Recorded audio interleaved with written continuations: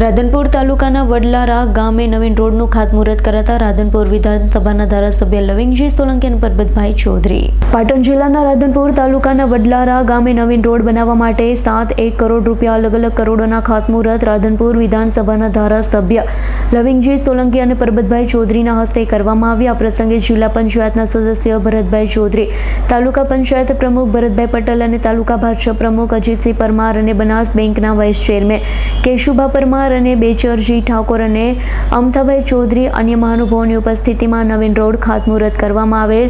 વડલારાથી સુબાપુરા road અને અન્ય રોડોનું ખાતમુહૂર્ત કરવામાં આવ્યું છે. કેટલા કરોડના અને કયા રોડો મંજૂર કરવામાં આવ્યા તેનું ખાતમુહૂર્ત આજે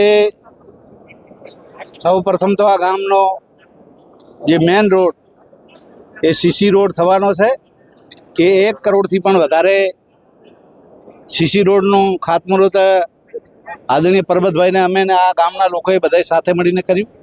એવી જ રીતે અહીંયા વડલારાથી જૂના પુરાણાનો રોડ એ લગભગ 2-2.5 કરોડથી વધારે છે.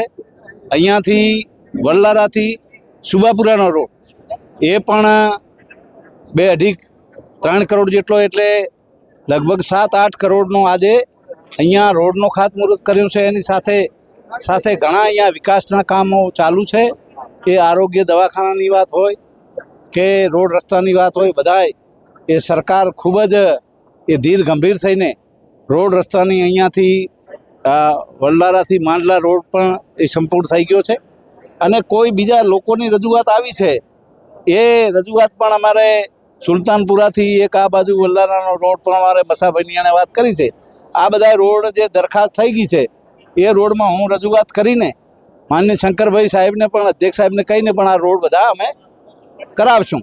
પરબતભાઈ પણ સાથે છે અને આખા ગામના લોકો બધા એક થઈને અમને આ વાત કરી છે. એટલે મોદી સાહેબનો મંત્ર છે, સૌનો સાથ, સૌનો વિકાસ, સૌનો વિશ્વાસ અને સૌનો પ્રયાસ. બોલો ભારત માતા કી જય. ભરત સથવારાનો રિપોર્ટ, S9 ન્યૂઝ, પાટણ. અમારી તમામ માહિતીથી અપડેટ રહેવા માટે જોડાયેલા રહો S9 ન્યૂઝ સાથે.